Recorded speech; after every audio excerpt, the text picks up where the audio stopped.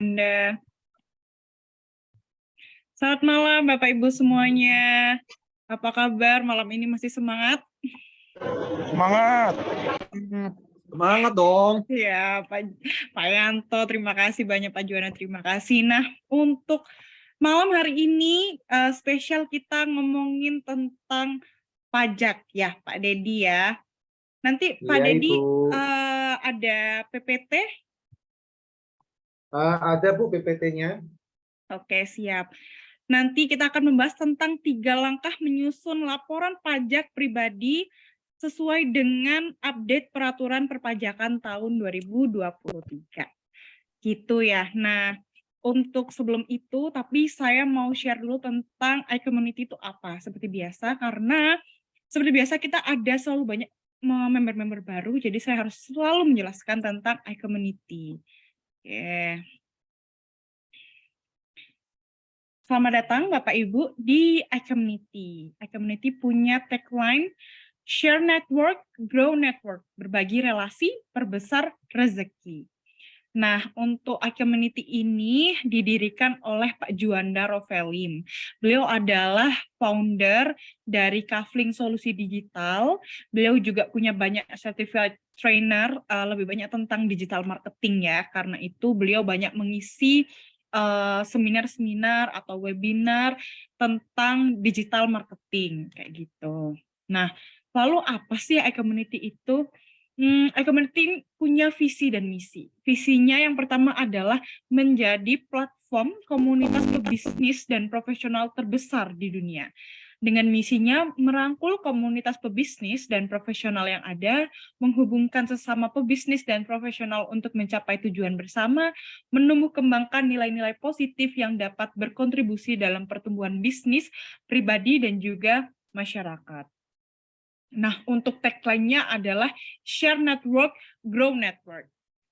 Nah, tujuan kami adalah untuk mempersatukan anggota iCommunity dalam persahabatan, kerjasama, dan saling pengertian. Yang kedua, mengembangkan semangat kolaborasi antar anggota. Yang ketiga, menanamkan nilai positif dalam dunia bisnis dan profesional. Yang keempat, membangun platform bagi komunitas pebisnis dan profesional untuk belajar, bertumbuh, dan berkembang melalui learning resources, business matching, dan juga referral. Nah, kami punya kode etik nih Bapak Ibu. Jadi ada beberapa kode etik. Yang pertama, kami adalah para pebisnis dan profesional yang bekerja keras, bekerja pintar, dan bekerja sama. Yang kedua, kami mengedepankan nama baik dalam melakukan usaha dan mengutamakan kolaborasi antar sesama anggota tanpa menjadikan anggota lain sebagai target jualan ataupun berkompetisi secara tidak sehat. Dan yang ketiga, kami sadar bahwa dengan berbagi relasi maka akan memperbesar rezeki bersama. Karena itu, kami siap untuk berbagi relasi atas dasar saling mendukung. Yang keempat, kami berperilaku positif dalam berkomunitas, melakukan segala aktivitas dengan berlandaskan niat baik. Dan yang terakhir dan yang paling utama, karena seperti yang saya bilang, ini bukan sekedar sebuah komunitas yang hanya untuk berkumpul, tapi kami adalah sebuah platform komunitas yang memang membantu bersama untuk memperbesar rezeki bersama, untuk menyebarkan networking. Jadi, bila kami melanggar kode etik ini, kami bersedia untuk ditegur, diperingatkan, bahkan diberikan sanksi. Nah, seperti itu kira-kira gambaran tentang iCommunity. Langsung saja sepertinya karena sudah tidak sabar, karena tadi Bu Yuni udah tanya, gimana Pak ini recordnya bisa nggak ya Pak untuk di-share kayak gitu, karena membayar pajak ini kan juga penting ya Pak ya. Boleh langsung saja kepada Pak Dedi, silahkan tempat dan waktu, monggo Bapak. Oke, Ibu. Suara saya jelas ya? Jelas untuk Jelas suaranya. ya. Oke, sebentar. Oke. Jadi thank you, hari ini saya diundang ya oleh iCommunity. Ini udah kesekian kali ya. Kedua, ketiga kali saya lupa sama iCommunity ya. Rasanya kalau sama Bro Juanda malah sudah sering ketemu secara online ya. Di kita di punya event Surabaya juga iCommunity juga sering, malah kita sering tampilkan juga terkait dengan event-event terkait dengan ini ya, partnership dengan event-event yang kami lakukan. So thank you hari ini buat Bapak Ibu juga yang hari ini hadir ya. Ada siapa nih? Pak Sutanto, Pak Suwandi, Pak Franky, ya, Pak Raymond. Di community memang kebiasaan kalau misalnya lah kita ini ya close camp atau open camp ya, Bu ya. Ada yang open camp, ada yang close camp karena biasanya kadang ada di jalan atau gitu. Oh siap. Malu-malu mungkin bro. Boleh open camp lebih enak kali ya, karena kalau misalnya nggak open camp rasanya kok saya ngomong sendiri. Nanti kalau memang bisa open camp lebih bagus ya, Pak Ibu ya. Jadi saya juga biar kita lebih asik ya. Jadi saya tidak satu arah aja, Pak Ibu juga bisa nanti kita bisa berdiskusi ya. Dan mungkin akan menjadi salah satu event yang bisa menguatkan ya dengan yang lain, terutama terkait dengan topik hari ini adalah terkait dengan pacar. Saya sapa dulu kali ya terkait dengan hari ini ya, karena peserta juga nggak terlalu banyak ya. Ada Pak Sutanto ya, ada Pak Oka ya, Pak Suwandi, Pak Franky, Pak Raymond, Bu Delisa ya, Pak Anggi, Pak ini sorry saya kalau salah sebut Bapak atau Ibu ya Ibu ya, Kak Farah, Pak Kristorus ya, Kak Nelly, Pak Paulus, Pak Hendri, Kak Mufida, Kak Aryo ya, Kak Yanto, Budia, Bu Lydia. Semoga saya nggak salah sebut ya. Tapi senang hari ini bisa bertemu dengan Bapak Ibu sekalian ya, kakak-kakak ya, Bro and Sis ya semuanya. Semoga semuanya dalam keadaan yang sehat ya, dan dalam keadaan yang diberkatin semua ya. Nah, hari ini saya dipercaya oleh teman-teman iCommunity untuk membahas soal topik 3 langkah menyusun pelaporan pajak pribadi ya, sesuai dengan update peraturan perpajakan terkini ya. Nah, mungkin sebelum saya mulai Bapak Ibu semuanya, teman-teman sekalian ya, saya ingin tahu dong, kira-kira teman-teman sekalian ini sekarang masalah soal pajak atau apa yang ditakutin soal pajak itu apa deh? Boleh nggak ketik dulu di kolom komen? Ya, ketik dulu di kolom chat ya, supaya saya ngerti kira-kira lebih problemnya bayar, apa. Pak. Oke. Boleh Pak Suwandi diketik Pak di kolom chat Pak. Diketik di kolom chat Pak, takut lebih bayar misalnya seperti itu ya. Teman-teman boleh ketik juga. Jadi saya biar tahu kondisinya seperti apa. Nanti mungkin di dalam sesi kita akan coba saya lihat ulang. Mungkin kita bisa bahas gitu ya. Monggo Bapak Ibu, silakan. Nanti tulis dulu supaya kita sama-sama paham ya. Nanti saya juga bisa mengerti apa ketakutan atau apa kendala yang sedang Bapak Ibu alami ya. Pak Suwandi bilang takut lebih bayar. Siap, takut lebih bayar ya Bu ya. Siap. Nanti kita akan coba bahas juga gitu ya. Kalau di waktunya cukup kita akan bahas terkait dengan takut lebih bayar. By the way, Bu Devi, saya punya waktu berapa jam ya untuk ngomong ya? Harusnya kan mulainya dari 7:30 Pak sampai 8:30, tapi karena memang ini baru masuknya 19:45, jadi nanti kita bisa sampai 20:45 gitu. 1 jam ya berarti ya. Oke. Saya ini kebiasaan kalau ngobrol nggak pakai rem soalnya Bu. Takutnya. Nggak apa-apa. Seru sih tapi ngomong sama Pak Dedi. Kebetulan kita pernah ketemu kan Pak waktu itu. Siap. Semoga nanti kalau saya misalnya sampai over, Ibu tolong ingetin ya. Siap. Pak, udah waktunya selesai Pak. Nah, saya tak berdiri, saya nggak terlalu over ya. Takutnya kalau sudah terlanjur ngomong itu kadang-kadang lupa Bu lihat jam. Nanti kan setelah ini lebih banyak diskusi, nanti kita bisa kontrol dari ini. Oh, udah makin banyak Pak yang ini, yang ngobrol Pak Farah dasar hitung cara lapor. Ini memang. Mau update aturan terbaru, takut tidak terrecord. Ada trader juga nih, ada trader juga. Kemarin saya di event di Surabaya trader juga, trader saham ya. Ini nggak tahu bapaknya trader apa, trader forex atau trader apa, kripto mungkin. Pak Yanto trading apa ini Pak Yanto? Pak Yanto ini rasanya ikut ke Surabaya kan kalau nggak salah ya. Kalau nggak salah Pak Yanto juga ikut di Surabaya. Mungkin ya, kok rasanya namanya sama ya Pak Yanto. Oke, saya lihat ya, Pak Suwandi takut lebih bayar, Pak Kak Farah dasar hitung cara lapor ya. Terus mau update aturan terbaru, takut tidak terrecord. Oke.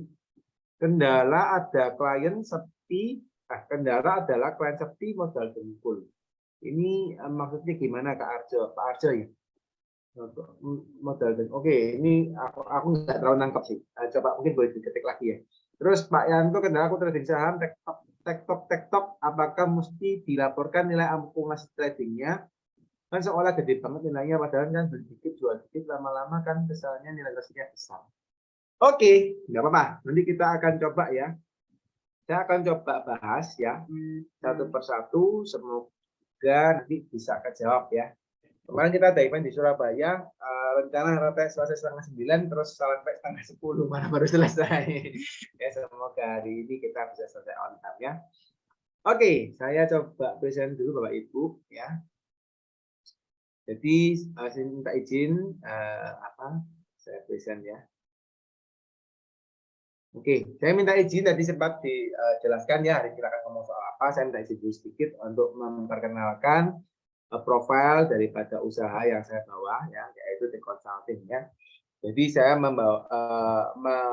menakodai ya sebuah perusahaan namanya The Consulting Business Consultant, di mana perusahaan kami memang banyak bergerak di bidang keuangan ya. Jadi ngurusin all about keuangan dari creating ya SOP sampai kepada implementasi programnya sampai ke budgeting, financial planning ya.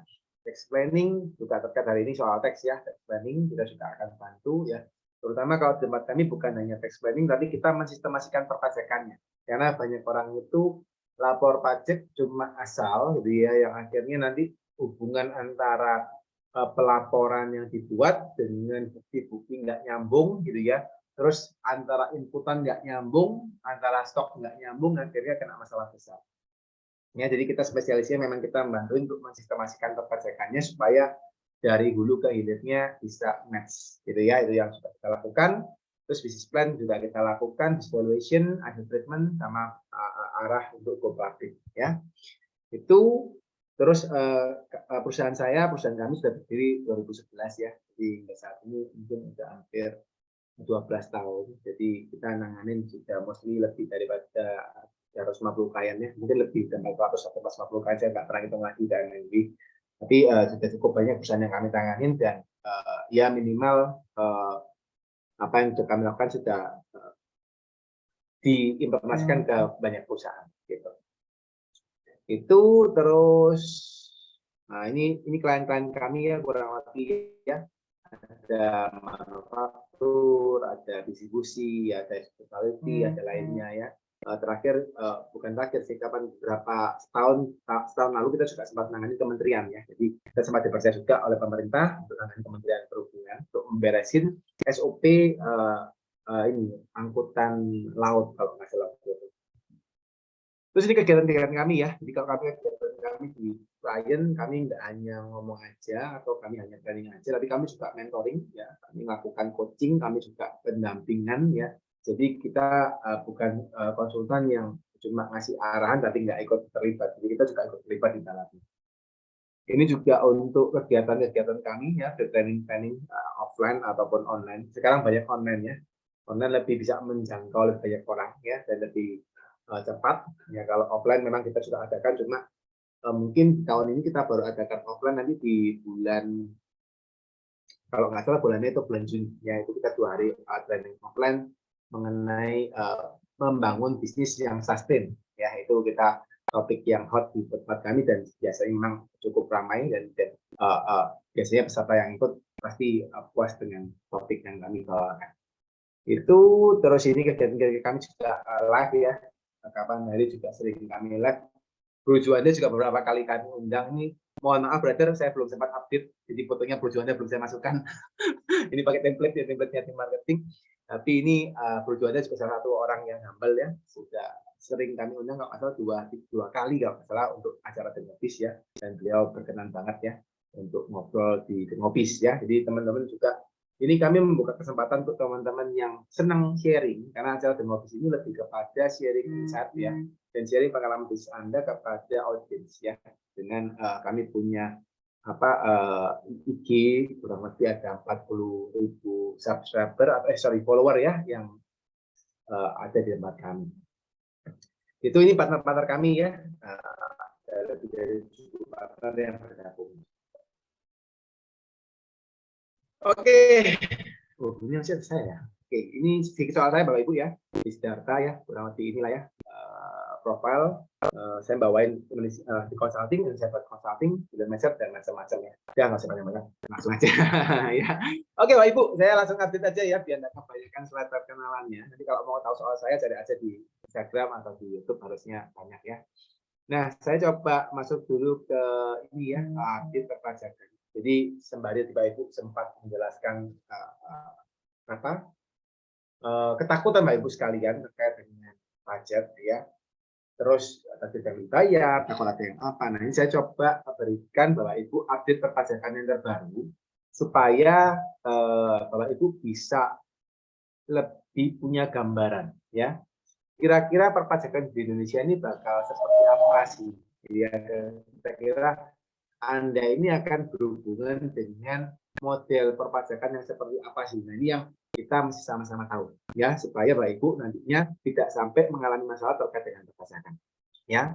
Nah, kita mulai dulu dari ini. Ya, ini salah satu informasi yang cukup fenomenal ya, tapi harusnya ketika kita melihat informasi ini mestinya kita sudah sama-sama tahu bahwa perpajakan itu sudah akan mencari ya, sudah akan mencari, petugas pajak itu sudah akan mencari terkait dengan seluruh harta Anda yang menggunakan NIK.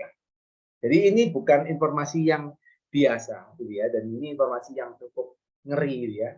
Karena ini sudah sempat saya prediksi di tahun 2016 anyway, ya waktu tax amnesty yang pertama. Saya sudah lihat itu bahwa sebentar lagi pemerintah pasti akan cari KTP, gitu ya.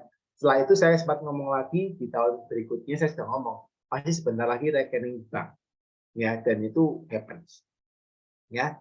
Dan sebentar lagi, kalau pemerintah sudah siap lagi, sebentar lagi BPWP yang bermasalah, terutama pribadi, pasti akan dicek. Jadi ini yang sudah saya sempat prediksikan 2016, jadi kurang lebih ada 6-7 tahun yang lalu, dan ini terjadi di tahun kemarin ini, ya, di tahun 2022 baru KTP dimunculkan, tahun ini akan direalisasikan untuk menjadi NPWP, ya. Ini satu hal yang perlu Anda pahami bahwa yuk sekarang kita harus mulai lapor pajak yang benar supaya tidak sampai punya masalah di perpajakan. Ya, itu Bapak Ibu. Yang pertama, terus yang kedua ini terkait dengan karyawan dapat fasilitas, ini juga mesti hati-hati kalau masih ada yang menggunakan treatment untuk memberikan natura atau fasilitas kepada karyawannya supaya nggak kena pajak besar ya. Ada baiknya ini jangan menggunakan strategi ini lagi karena sudah nggak bisa pakai. Ya, terus ini juga ini ya tarif pajak super kaya ya, jadi ada tarif pajak baru, ini sudah sama tahu ya, di mana tarifnya ada 35% yang paling tinggi. Jadi tarif pajak yang lama ya 5-15-30% tarif pajak yang lama. Jadi kalau dulu di atas 500 juta semua orang tarif pajaknya mentok cuma 30%, tapi kalau yang baru sekarang sampai 35%. Jadi ini memang mengejar daripada BPWP yang punya penghasilan besar. Ya, ini dikejar dengan pajak yang lebih mahal. Ya. Terus itu, nah ini juga salah satu topik yang juga perlu diperhatikan terkait dengan perubahan kewenangan penyidik, ya, dan pemeriksa. Karena kalau dulu Bapak Ibu misalnya pemeriksaan itu, ya, penyidik dan pemeriksa itu cuma punya haknya ini, ya kewenangan namanya. Jadi mereka itu cuma bisa istilahnya kalau Anda tidak kooperatif, gitu lah, misalnya Anda tidak memberikan data dengan baik, Anda tidak mau akalnya nggak enak gitu ya, Anda nggak kooperatif lah ya, nggak mau koordinasi dengan baik, ya. Intinya mereka itu bakal menyita cuma bisa dokumen Anda, ya. Untuk nyita aset, nyita blokir rekening itu mereka nggak bisa, ya. Jadi mereka mau memblokir rekening itu butuh muter dulu. Mereka harus lapor dulu ke kepala KTP harus lapor ke Kanwil harus lapor kepada kepala Dijen Pajak harus lapor lagi kepada kementerian, baru keluar surat. Ya, dari sana baru bisa di blokir rekening. Jadi itu panjang.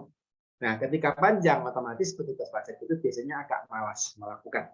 Ya, tapi ini Bapak Ibu yang baru. Nah, ini juga mesti perlu diperhatikan gitu ya, bahwa tahun ini gitu ya, mestinya bukan tahun ini, sudah mulai tahun kemarin gitu ya, itu sekarang petugas pajak sudah bisa melakukan penyitaan atau pemblokiran aset Anda. Dan itu terjadi sama relasi saya gitu ya. Kapan hari kita pernah nanganin satu klien ya, di mana beliaunya sudah langsung kena blokir gara-gara masalah itu. ya. Cuma memang dia bukan nggak kooperatif, beliaunya waktu itu kondisinya bahasa saya timnya gitu ya ada kecurangan gitu ya. Jadi ada surat nggak diberitahukan, gitu ya. Ada pemanggilan nggak diberitahukan, dia nggak ngerti gitu ya. Jadi saya nggak tahu apa motifnya. Intinya sampai akhirnya si pemeriksa langsung blokir rekening, ya. Dan itu yang diblokir rekening Bapak Ibu bukan hanya satu, tapi semua rekening keluarga dikena. Jadi rekeningnya dia kena, rekeningnya istrinya kena, rekening anaknya kena semua, ya. Nah ini masalah besar. Ketika misalnya Anda keblokir rekening, bahasa saya itu seperti Anda itu kayak ikan itu tapi ikannya sudah di luar kolam, ya. Jadi Anda sudah dikeluarkan dari kolam, ya.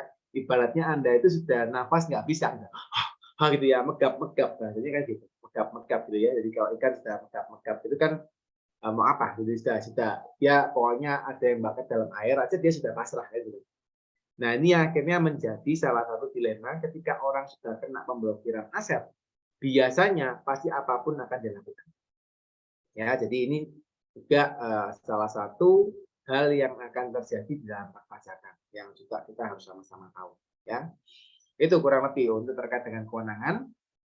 Terus ini juga informasi yang cukup baik ya. Ini ada fasilitas Pak ya, di mana UMKM di Bali Masukan bebas pajak ya. Jadi ada fasilitas untuk Anda yang punya tarif masih UMKM di perorangan Anda, karena SIM sama itu sudah nggak bisa pakai ya. Kalau sudah lewat 2012 ya, Anda bisa pakainya di pribadi ya. Kalau seandainya Anda itu kondisinya masih dalam tarif UMKM, itu omset dengan 5 juta itu bebas pajak gitu ya. Terus dividen juga nggak kena pajak ya, tapi syaratnya itu kalau misalnya Anda investasikan lagi ke Indonesia selama 3 tahun, ya itu syarat untuk Anda misalnya mengambil dividen daripada perusahaan Anda, ya. Itu ini rasanya juga nggak terlalu ya. Ini juga ini mungkin nggak terlalu perlu ya. Nah ini yang penting ya. Jadi ini proyeksi perpajakan ke depan. Jadi saya ngomong apa tadi Bapak Ibu ya, saya juga di sini nggak ada niat untuk nakut-nakutin semuanya gitu ya. Cuma saya ngomong apa adanya supaya kita semakin aware terkait dengan perpajakan ya. Kita semakin paham ya harus ngapain ya. Nah ini proyeksi perpajakan ke depan Bapak Ibu secara subjektivitas saya aja ya. Saya selalu coba untuk menerka dan sebagian besar apa yang saya terka kok kebetulan benar ya. Dan ini saya juga sempat lihat ya, kondisi yang pertama adalah terkait dengan PPh UMKM. Jadi maksudnya gimana sih Pak? Nah, gini, maksudnya itu jadi Bapak Ibu kalau seandainya pernah tahu PPh UMKM yang 0,5% final, ini adalah fasilitas daripada pemerintah. Jadi pemerintah memberikan fasilitas berupa apa? Berupa Anda bayar pajaknya simpel ya, bayarnya murah ya. Dengan tarif 0,5%, Anda pokoknya omset di bawah 4,8 M setahun, ya Anda boleh dapat tarif PPh UMKM ya. Masalahnya itu adalah apa? Masalahnya itu adalah tarif ini adalah fasilitas. Nah, tarif ini karena murah, banyak sekali pengusaha-pengusaha itu yang menggunakannya untuk memecah omset perusahaan. Ya, dari misalnya dia punya omset 50 M, gitu ya, dia buat misalnya 12 atau 13 CV. Dan itu terjadi Pak Ibu. Ya, banyak perusahaan-perusahaan yang melakukan seperti itu karena pengen dapat tarif murah. Tapi saya ngomong apa sama Bapak Ibu sekalian bahwa kondisi ini bukan kondisi yang bagus untuk dilakukan ke depannya. Karena bisa sewaktu-waktu pemerintah itu menjabut tarif ini. Ya. Begitu tarif ini dicabut Bapak Ibu, Anda sudah nggak ada gunanya. Ya, membuat banyak CV. Karena satu, tarifnya kembali ke tarif normal. Kedua, yang parah adalah apa? Anda buat CV atau buat PT itu gampang. Tapi ketika Anda menutup, itu susahnya luar biasa. Itu panjangnya minta ampun. Ya. Dan itu menjadi beban ketika Anda harus menutup sebuah perusahaan. Ya. Gitu. Terus next ini ya. Nah, ini juga yang perlu Anda tahu bahwa kalau misal ada yang berkata gini, Pak, sampai hari ini Pak, saya itu nggak dibersama pajak kok Pak. Aman Pak gitu ya. Saya punya SPT itu aman semua Pak. NPWP saya itu aman Pak. Terus pokoknya saya laporan sama orang yang bantu saya itu rasanya saya nggak pernah diperiksa kok Pak, saya aman pol. Padahal saya itu ya lapornya nggak benar. Nah ini kan banyak kata-kata kayak gitu yang keluar di lapangan. ya. Nah, cuma saya ngomong apa tadi Bapak Ibu, bukan berarti Anda lapor tidak benar, terus Anda itu aman sekarang, ya. Belum tentu besok-besok Anda aman. Nah, ini saya ngomong apa adanya. Kenapa? Karena Bapak Ibu perlu tahu, sekarang petugas pajak kita itu cuma 40 ribuan, ya. 40 ribuan petugas pajak. Sedangkan NPWP kita itu 40 jutaan, ya. Jadi kalau misalnya kita ngomong 40 jutaan sama 40 ribuan, berarti perbandingan satu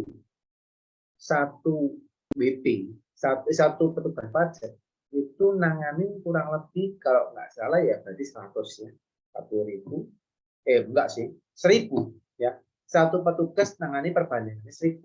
Jadi 40 juta, 40 ribu ya 1.000 ya. Jadi 1 banding 1.000 Pak Ibu. Nah, itu yang akhirnya membuat petugas pajak kita itu tidak bisa mengecek semua WP-nya. Bayangin kalau misalnya 365 hari, satu orang satu aja ya nggak selesai. Nggak selesai kan, 1.000 nggak selesai kan gitu. Jadi kalau Anda nggak diperiksa ya karena itu. Kita punya petugas pajak masih sangat sedikit dibandingkan negara-negara berkembang, negara-negara maju terus. Ya. Nah, sekarang kantor pajak atau dirjen pajak itu lagi berusaha menggunakan sistem, ya, dan menggunakan tambahan tim karena memang perbandingannya nggak sama, perbandingannya nggak cocok, ya. Akhirnya sekarang Anda belum terperiksa, tapi ke depannya harus hati-hati karena kalau kita benchmark dari negara maju itu yang dicekin adalah pribadinya, bukan company-nya. Ya, bukan company-nya sih, tapi bukan hanya company-nya. Ya. Jadi kalau di Indonesia sekarang dicekin apa? Company yang sering, BTCV banyak diperiksa, pribadi jarang, ya. Karena mereka tahu kalau ngecekin PT sama CV lebih gampang dapetinnya duitnya, mungkin gitu ya. Tapi pribadi agak sulit karena masih belum terdeklar semua. Nah, itu yang terjadi, ya. Itu Pak Ibu ya, jadi hati-hati untuk pribadi. Ya, yang kedua rekening bank sudah saya ngomong juga ya, rekening bank ini sudah sangat terbuka. Saya ngomong apa adanya, kalau Anda misalnya dibilangin sama tugas bank nggak kebuka, sudah ya. Saya ngomong apa adanya. Itu saya membuktikan sendiri bahwa klien kami untuk nomor rekening, nama rekening, saldo semua kelihatan. Ya, bahkan ada peserta webinar juga seperti ini yang sharing bahwa waktu itu dia bagi dividen, ya. Paginya bagi dividen, sorenya petugas pajaknya telepon. Ngomong, waktu zamannya belum dividen free ya. Dia ngomong, Pak lagi bagi dividen ya Pak ya? Iya kok tahu gitu ya? Iya Pak, tolong ya Pak, nanti jangan lupa dibayar pajak dividennya. Jadi itu Pak Ibu yang dicari sama pajak ya, adalah pajak Anda bayaran gitu ya. Gitu Pak Ibu, terus ini aset nama orang lain ya juga perlu diperhatikan. Kalau yang masih menggunakan strategi untuk menggunakan nama drivernya, nama karyawannya, nama pembantunya, untuk nama STNK dan kawan-kawan, saran saya tetap harus dilaporkan di SPT Anda, ya, jangan sampai Anda abaikan. Terus juga ini ya suka pakai GoPay, OVO ya, fintech pokoknya yang Anda pembayaran pakai Shopee Pay ya, fintech ya, sebaiknya juga Anda perhitungkan. Jadi jangan sampai Anda lapor pajaknya kecilan biaya hidupnya, karena mereka akan bisa cek daripada penggunaan OVO dan GoPay Anda. Ya. Terus kalau sering keluar negeri juga pasti diperhatikan ya, sering keluar negeri tapi lapor pajaknya kecil, nah ini juga harus diperhatikan. Terus suka yang transaksi online ya, suka transaksi online ya, misalnya Anda yang suka beli online ya, itu juga mesti diperhatikan karena gampang sekali di-track ya untuk pengeluaran Anda. Terutama kalau Anda yang suka jualan online juga ya, itu juga mesti dilaporin ya. Karena kalau penjualan online itu kalau paling gampang ya, paling gampang ketahuan ya. Terutama Shopee pasti sudah ketahuan karena beberapa saya juga sering diminta untuk teman-teman untuk konsultasi private ya. Mereka yang dari YouTube atau dari Instagram, mereka DM konsultasi private ya udah kita siapin waktu. Saat itu mereka yang share sendiri bahwa mereka di Shopee-nya mereka kena gitu ya. Apa tokonya sudah ketahuan, omsetnya sekian besar. Tapi Tokopedia, Bukalapak, TikTok katanya belum ya. Cuma saya ngomong apa adanya Bapak Ibu ya, bahwa itu tidak menutup kemungkinan akan terbuka dengan cepat ya, gitu. Itu nah, apa yang harus saya lakukan? Kan soal pertanyaan gitu ya, setelah tahu data, Masih tanya, apa Pak yang harus dilakukan gitu ya? Saya mesti ngapain Pak? Saya takut nih Pak kondisinya kalau lihat kondisinya seperti ini gitu ya. Takut lebih bayar, takut lapor pajak gitu ya. Takut apa gitu ya. Nah, so Bapak Ibu, hari ini kita mau belajar bahwa yang bisa dilakukan ya tahun-tahun ke depan ya. Saya bukan ada endorsement juga dari petugas pajak gitu ya. Saya nggak ada apapun dari mereka gitu ya. Saya ngomong karena memang itu yang terjadi. Bapak Ibu, kita harus lapor pajak yang legal dan hemat ya. Ini yang kita sama-sama apa namanya mesti lakukan bersama ya, bahwa ini kok begini. Oke ya. Jadi kita apa namanya mau nggak mau harus lapor pajak yang legal dan hemat. Sudah, itu nggak ada solusi lain ya. Kecuali kalau misalnya Anda mau transaksi keuangan Anda semuanya berupa cash ya. Terus Anda mau masukkan apa uang yang Anda simpan semuanya ke dalam bantal gitu ya, atau ke dalam kasur, atau ke dalam lemari, ke dalam brankas, Anda nggak laporkan mungkin apa ya. Nanti kalau nanti Anda beli aset rumah, beli mobil pasti nggak bisa ya. So mau nggak mau harus seperti itu, harus lapor pajak yang legal dan hemat. Nah, so Bapak Ibu, pertanyaan berikutnya ya, bagaimana caranya supaya saya bisa menyusun laporan pajak pribadi yang legal dan hemat, kan gitu ya. Bagaimana caranya supaya saya bisa menyusun laporan pajak pribadi yang legal dan hemat ya. So malam ini Bapak Ibu saya akan ajarkan 3 langkah ya, caranya Anda bisa menyusun laporan pajak pribadi Anda ya sesuai dengan update peraturan yang saya sempat sampaikan tadi, dan semoga ini bisa menjadi salah satu patokan Anda ya untuk bisa membuat laporan pajak Anda yang baik dan tidak sampai terkena masalah di kemudian hari ya.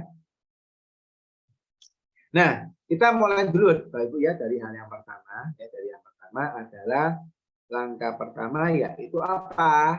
Adalah ini Bapak Ibu ya, rekap seluruh penghasilan dan biaya. Ya, ini yang langkah pertama.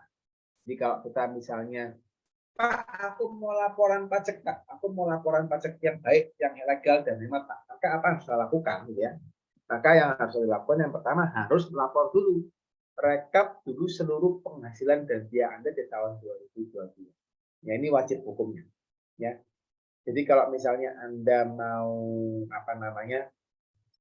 Anda mau ini ya, Anda mau supaya rapi ya harus punya rekapannya dulu Pak. Ya, Anda harus punya rekapannya dulu ya. Nah, so rekapan seperti apa yang perlu Anda buat ya? Bisa saya lihat itu. Nah, ada yang tanya dulu nih. Bapaknya tanya nih, mengapa kok penting buat rekapan ya? Kenapa Pak kok saya penting buat rekapan ya? Jadi gini Mbak Ibu, seringkali orang-orang itu membuat laporan pajak itu atas dasar kira-kira, ya terutama yang pribadi. Dasarnya, oh kira-kira segini, ya, oh kira-kira segitu, ya. Nah, yang terjadi Bapak Ibu ketika mereka melaporkan pajaknya adalah kira-kira, maka yang terjadi adalah apa? Yang terjadi adalah mereka seringkali lupa. Ya, oh dulu itu lapornya dasarnya apa ya? Ya, dulu itu lapornya dasarnya apa ya? Kok saya lapornya kira-kira? Ya, kok lapornya kira-kira itu dulu dasarnya apa? Nah, so ini penting kalau kita buat rekapan. Kalau ketika Anda buat rekapan, otomatis Anda itu bisa punya reminder. Oh dulu saya itu pernah lapor ini karena ini. Saya mau pernah lapor itu pernah lapor ini karena alasannya. Jadi Anda ngerti, ya Anda ngerti intinya Anda pernah lapor itu dasarnya apa, ya. Nah, ini ya. Oke. So, kalau kita sudah punya rekapan, maka Anda bisa menentukan. Kan rekapan ini kan terkait dengan apa? Terkait dengan pembelian, ya terkait dengan penjualan, ya Anda pembelian punya penjualan, ya. Anda punya rekapan kos Anda punya rekapan profit Anda. Nah ini yang memang akhirnya Anda punya dasar ya untuk membuat laporan pajak ya. Nah setelah Anda punya dasar, karena tahu nih, oke, 1 tahun saya punya omset misalnya let's say 1 miliar ya. Nah dari sana baru ditentukan, oke, aku pakai tarif yang mana ya? Aku pakai tarif yang normal kah? Aku pakai tarif yang normah kah? Atau aku pakai tarif UMKM. Ya kan tergantung Anda pakai yang mana. Nah, so Bapak Ibu, saya kasih gambaran dulu pada Anda. Ada 3 metode pembayaran pajak yang perlu Anda ketahui.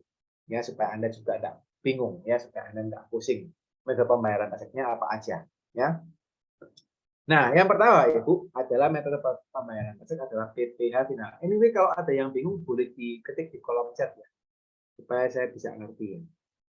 Kalau anu bisa saya jawab ya. Nah, so yang pertama ya saya ulangi lagi ya. Yang pertama adalah terkait dengan PPh final ya. PPh final 0,5%. Jadi kalau misalnya Anda apa namanya yang pertama ini diperuntukkan untuk apa? Diperuntukkan untuk teman-teman yang masih UMKM ya. Nah, kalau untuk UMKM berarti omsetnya Anda tidak boleh lebih dari 4,8 M per tahun. Ya, ini hukumnya jelas gitu. Jadi omsetnya tidak boleh lebih dari 4,8 M per tahun. Terus, nah ini juga ada dia, ada omset sampai dengan 5 juta itu pre-tax ya, itu pajak ya. Itu. Terus juga omset 5 juta ke atas itu bayarnya 0,5% per bulan sampai dengan batas 4,8 M per tahun. Jadi kalau sudah 4,8 M, Anda tidak boleh pakai klausul yang ini. Ya. Itu yang pertama Pak Ibu ya. Yang kedua adalah tarif normal dengan norma. Jadi ada 3 metode perhitungannya kalau pribadi ya seringnya ya. Jadi yang pertama adalah UMKM, yang kedua adalah tarif normal dengan norma. Ya, jadi tarif normal dengan norma. Ya.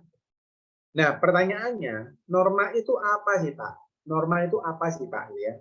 Nah, norma itu adalah Pak Ibu adalah dianggap sebagai keuntungan bersih dari usaha Anda. Jadi simpelnya gini. Pajak itu punya standarisasi.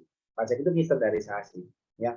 Oke, Anda usahanya di bidang misalnya di bidang garmen, ya. Anda di bidang retail, Anda di bidang distribusi, Anda di bidang grosir, ya. Nah, ketika Anda di bidang tersebut, mereka itu langsung punya standar. Oke, berarti Anda itu harusnya kalau di bidang distribusi atau di retail, Anda itu harus untung sekian puluh persen. Ya, jadi mereka punya standarisasinya sendiri.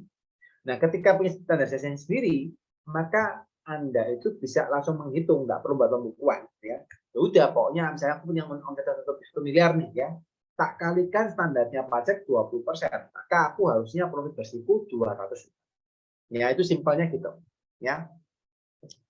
Nah, ini berikutnya ya. Jadi cara ngitungnya total offset dikalikan norma sama dengan keuntungan bersih. Ya. Terus keuntungan bersih akan dikenakan pajak sesuai dengan aturan. Jadi habis Anda punya keuntungan bersih ini akan dikenain pajak sesuai dengan aturan yang berlaku. Jadi misalnya, oke, untung 2 juta nih, nanti dikurangi dulu PTKP-nya, ya, dikurangi PTKP-nya, terus habis itu dikalikan dikalikan tarif pajak yang berlaku. Nah, ini ya. Ini kurang lebih ya, jadi dikurangi PTKP dikalikan tarif berlaku kan 5%, 15, 25, 30, 35%. Ya, ini tarif yang berlaku. Ini kurang lebih untuk tarif yang normal dengan norma. Terus, nah ini ya, saya contohkan ya, Saya contohkan misal saja ada orang namanya Mindy ya, misalnya namanya Mindy ya. Nah, Mindy ini mendapatkan omset dari bisnis retailnya 1 M per tahun, misal aja ya. Terus normanya tadi ya adalah keuntungan yang diakui oleh pajak ada 20%. Ya. Maka pajak yang harus dibayar Mindy, ya sorry saya salah ketik ya. Yang harus dibayar Mindy adalah berapa? Ya, ini Bapak Ibu cara perhitungannya gini. Ya, jadi 1 M dikalikan 20% sama dengan 2 juta ya. Ya. Terus habis itu ini ya 200 juta dikurangi 54 juta ini DTKP-nya ini ya, 54 juta ini DTKP-nya sama dengan 96 juta. Dari situ pajak yang dibayar adalah berapa? Ini kurang lebih ya hitungannya. Ya. Jadi pajak yang dibayar adalah 5 dikalikan 5% dikalikan. Jadi bracketnya kan gini. 5% itu adalah penghasilan yang tadi ya, yang sudah bersih yang 146 juta ini ya. 146 juta ini bracket yang pertama adalah 5% itu adalah dari 0 sampai 60 juta. Jadi ini bayarnya 3 juta ya. Saya kasih info Ibu ini ya biar bisa kelihatan. Nah, ini. Saya kasihin ini ya. Nah, ini ya. Dari 146 juta ini, bracket yang pertama ya. Jadi 5% dikalikan 60 juta ya, sama dengan 3 juta. Terus sisanya itu 15% dikalikan 86 juta ya, sama dengan 12,9 juta. Ya, ini bracket yang kedua ya. So total yang dibayar pajaknya adalah berapa? 15,9 juta. Ya, ini cara bayarnya. Nah, cuma Ibu yang perlu diperhatikan adalah apabila ternyata keuntungan real lebih kecil daripada 20%. Nah, ya. Ini juga perlu diperhatikan. Ketika Anda menggunakan tarif normal dengan normal, kalau misalnya aja gitu ya, petugas pajak menganggap Anda adalah untungnya 20%, tapi ternyata secara real Anda untungnya nggak sampai 20%, maka saran saya Bapak Ibu, Anda boleh pakai metode yang ketiga. Ya, metode yang ketiga adalah metode dengan pembukuan. Ya. Nah, mungkin ada yang bertanya, ada yang bingung-bingung gini, Pak, saya kan harusnya UMKM, Pak. Berarti kan saya nggak perlu mikirin yang norma. Benar, ya, Anda nggak perlu mikirin yang norma. Jadi norma ini hanya berlaku untuk yang tidak menggunakan UMKM. Ya. Atau Anda yang sudah lepas daripada status UMKM. Misalnya 7 tahun, Anda akan balik yang sini. Ya. Nah, so kalau misalnya Anda pakai yang tarif normal ternyata Anda nggak untung, karena ternyata normanya kegedean, gitu ya, maka Anda pakai yang berikutnya adalah tarif yang normal. Ya, tarif yang normal. Saya close dulu. Ini saya pakai tarif yang normal. Nah, ini ya, tarif normal, tapi Anda menggunakan pembukuan, Bapak Ibu. Ya, jadi harus menggunakan pembukuan tarif normal plus Anda menggunakan pembukuan. Ya, supaya ngerti jelas bahwa untungnya berapa, misalnya untungnya 2% secara normal ya. Tapi ternyata Anda ngomong aku nggak 20% nih Pak. Aku ternyata untungku cuma 10%. Nah, maka buatlah pembukuan. Ya, ketika membuat pembukuan, Anda bisa membuktikan kepada pemerintah pajak bahwa Anda benar untungnya cuma 10% atau 15%. Ya. Nah, so Bapak Ibu, ketika Anda membuat pembukuan, apa yang harus Anda perhatikan? Anda mesti membuat ini, ya. Anda mesti membuat laporan keuangan. Itu harus, karena kan pembukuan harus ada laporan keuangan, ya. Nah, laporan yang wajib Anda buat adalah apa? Harus laporan tiga ini ya, yang minimal ya. Jadi, yang pertama adalah laporan laba rugi, ya. Yang kedua, laporan neraca. Yang ketiga, laporan arus kas. Laporan penyusutan, ya. Jadi yang pertama adalah laba rugi, neraca, yang ketiga adalah penyusutan. Ya, jadi ini penting. Ya. Nah, kenapa kok 3 laporan itu, Bapak Ibu? Karena kondisinya yang diminta oleh pajak ya 3 laporan ini. Gitu ya. Yang oleh pajak adalah 3 laporan ini, yang laporan lain tidak, gitu ya. Cuma saran saya tetap Anda mesti pertimbangkan untuk mempersiapkan data-data yang lain. Ya, misalnya Anda perlu buat laporan arus kas, ya silakan ya. Anda membuat laporan utang, laporan stok, ya silakan. Ya, apa-apa, itu penting untuk Anda secara internal. Ya. Nah, banyak kadang-kadang yang bingung. Pak, saya enggak bisa, Pak, membuat laporan keuangan, Pak. Enggak pernah, Pak. Ya. Saya cuma ngomong sama Anda, Bapak Ibu, ya. Bagi Bapak Ibu yang UMKM, yang pengusaha pribadi ya, yang pakai NPWP perorangan ya, pengusaha UMKM atau pengusaha pribadi ya, yang menggunakan NPWP pribadi. Nah, tapi Anda tidak bisa membuat laporan keuangan, saran saya mulai belajar. Ya, kenapa? Karena di akhir nanti ketika pajak minta tarif normal, tarif sudah kembali ke tarif yang 5% sampai 35%. Saran saya, Anda harus punya pembukuan supaya bisa membuktikan bahwa ini loh Pak, benar adanya. Ya, kalau Anda nggak bisa membuktikan, ujung-ujungnya apa? Negosiasi. Ya, kalau negosiasi itu nggak ada yang enak.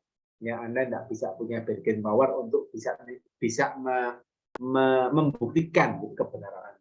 Ya, so itu harus dilakukan. Ya, itu Bapak Ibu ya kurang lebih. Terus ini ya, menyimpan segala bukti transaksi juga wajib ya kalau Anda misalnya membuat pembukuan ya, harus simpan bukti transaksinya, harus semua disimpan ya.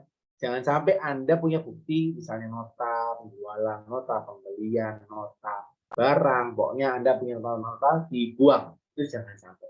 Jadi harus sebisa mungkin disimpan ya. Terus ini tarif normal ya, sama tarif normal, menggunakan tarif normal ya 5% dan 35%.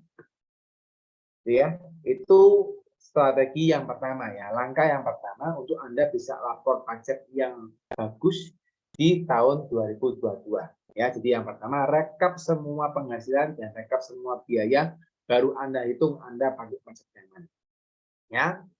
Itu yang pertama.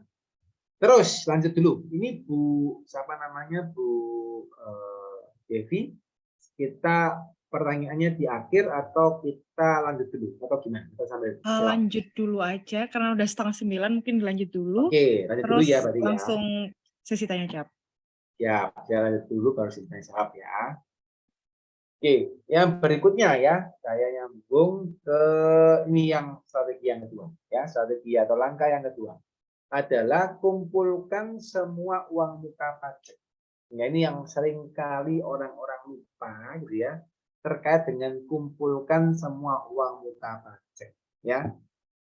Nah, so Bapak Ibu, anyway di dalam Anda sebagai pribadi ya, itu seringkali kita itu memberikan jasa, memberikan tenaga kita untuk pihak lain ya. Nah, dan ketika Anda memberikan jasa atau energi Anda kepada pihak lain dan dibayar, ya, seringkali Anda itu akan dipotong pajaknya, ya. Seringkali akan dipotong pajaknya, either itu PPh 21 atau PPh 4 ayat 2 atau PPh macam-macam ya. Nanti saya akan jelaskan PPh apa saja, ya.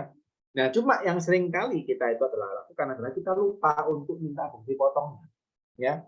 Padahal uang bukti potongnya itu adalah uang muka Anda. Jadi ibaratnya itu adalah uang Anda yang sudah Anda bayarkan lebih dulu di pajak. Nah, ini yang perlu Anda perhatikan ya, bahwa kondisinya uang muka pajak kita sudah terlanjur kita bayar tapi kok enggak kita ambil gitu ya. Itu intinya gitu. Nah, so kita sebaiknya kita ambil ya, karena itu bisa mengurangi pembayaran pajak. Nah, cuma mungkin bagi sebagian orang bingung, apa sih Pak yang termasuk uang muka pajak? Ya, apa saja sih Pak yang termasuk uang muka pajak? Ya, nah, saya jelaskan. Nah, ini yang pertama Ibu ya, kalau kita ngomong uang muka pajak ada beberapa PPh ya, akan terjadi ya. Yang pertama adalah PPh 21. Ya, PPh 21 terkait dengan kalau Anda memberikan tenaga Anda pribadi kepada perusahaan atau pihak lain. Ya, jadi Anda akan dipotong PPh 21 namanya, ya. Ini anyway cukup banyak kompleks ya, 21, 22 dia ada dijelasin. Tapi moga-moga Anda tidak tahu bingung. Pokoknya kalau Anda memberikan jasa Anda ke perusahaan lain, pribadi ya, secara pribadi ya, ke Anda akan dipotong PPh 21. Nah, lihat yang satu saya ya. Satu kitol kayak ini. Oke, aku yakin boleh ya. dibantu ya untuk Ya. mute. Terima kasih ya. Nah, lanjut ya. Yang berikutnya adalah PPh 22 ya. Jadi PPh 21 ada dan tentu juga ada ya. PPh 21 itu tadi kalau yang pertama sudah jelas, yang sekarang adalah PPh 22 ya. Nah, kalau PPh 22 itu dilakukan kalau misalnya Anda melakukan impor barang. Jadi kalau Anda impor barang, biasanya akan ada pemotongan. Ya, ada istilah bukan pemotongan, ada penambahan biaya, ada penambahan pajak yang mesti Anda bayar, ya. Nah, so ketika Anda bayar pajaknya, itu ada namanya PPh 22 di dalam unsur impor Anda. Itu juga uang muka, ya. Terus kalau Anda misalnya menjual kepada pihak tertentu, misalnya bendaharawan, BUMN, BUMD, atau Anda membeli dari perusahaan tertentu, itu juga ada pemotongan atau penambahan unsur PPh 22, ya. Itu. Terus PPh 23 ya, PPh 23 itu terkait dengan jasa juga ya. Jadi kalau misalnya Anda memberikan jasa, tapi bukan berupa jasa pribadi Anda. Misalnya Anda memberikan sewa alat, ya, Anda memberikan sewa kendaraan, ya. Terus pokoknya Anda berikan jasa tapi berbentuk ada alatnya, ya. Itu biasanya kena PPh 23, ya. Itu. Atau kalau Anda misalnya bentuknya CV atau PT, Anda memberikan jasa seperti cleaning service, ya, Anda jasa apa freelance, gitu ya, badan lawan badan, itu ketemunya PPh 23, ya. Itu terus PPh 42 ya, PPh 42 ini terkait dengan kalau Anda misalnya menyewakan rumah, ya. Jadi kalau Anda menyewakan rumah, atau Anda yang membeli sewa, Anda menyewa, gitu ya. Kalau Anda yang menyewakan rumah, maka Anda akan dipotong TPA 4 ayat 2. Ya. Kalau Anda yang menyewa, Anda yang wajib motong. Jadi kebalikan. Ya. Intinya kalau Anda yang menyewakan, Anda yang mendapatkan uang tersewa, itu Anda akan dipotong penghasilan Anda TPA 4 ayat 2. Ya. Itu kurang lebih. Nah, lanjut ya. Nah, tujuannya apa tadi untuk kita mengumpulkan TPA uang muka ya? Kita mengumpulkan uang muka tujuannya apa? Ya. Nah, jawabannya adalah bukti potong atau uang muka pajak tersebut berfungsi sebagai pengurang pembayaran pajak tahunan Anda. Jadi ini akan mengurangi pembayaran pajak tahunan Anda. Ya. Nah, untuk bukti potong penghasilan final ya adalah sebagai bukti kebenaran yang Anda dapatkan dari penghasilan final supaya Anda gini. Karena PPh 4 ayat 2 itu kan final. Jadi istilahnya Anda tinggal laporkan aja, Anda nggak perlu tambah bayar. Jadi itu hitungannya Anda untung. Maksudnya nggak Anda untung juga. Hitungannya Anda bayar pajaknya nggak perlu besar-besar lah. Ya tarifnya cuma 10%. Ya. Udah tinggal Anda bayar, Anda ini buktinya. Gitu ya. Intinya ini buktinya. Oke ya. Ini sampai yang kedua ya. Jadi yang pertama tadi adalah rekap segala pendapatan dan pengeluaran, terus hitung pajaknya. Yang kedua adalah rekap atau kumpulkan semua uang muka. Ya, nanti di akhir saya akan kasih Anda contoh supaya Anda ngerti maksud saya seperti apa ya.